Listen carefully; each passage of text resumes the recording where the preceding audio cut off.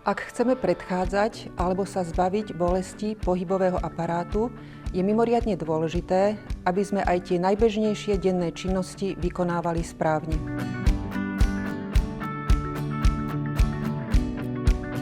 Ľudská ruka je úžasným aparátom. Dokáže urobiť, čo sa nám zachce. Cez gestá a dotyky je aj nástrojom našich emócií, našej socializácie v spoločenstve. Bolesť v ktorejkoľvek časti hornej končatiny znižujú funkčnosť ruky a tým zhoršujú našu sebarealizáciu v pracovnom aj osobnom živote. Dôvodom môže byť dlhodobá nesprávna pracovná poloha, stereotypná práca či zlé podmienky.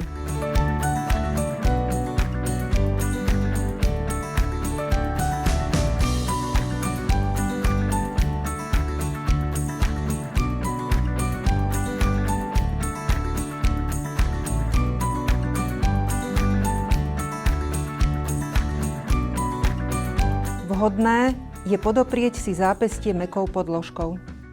Ak pracujete s lakťom položením na pracovnej ploche, tiež si ho odľahčite niečím mäkkým.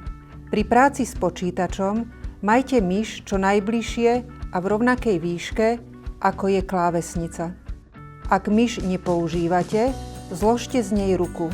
Záťažou pre vaše ruky je aj časté používanie mobilného telefónu. Posúvanie palcom je nesprávne. Posúvajte ukazovákom druhej ruky.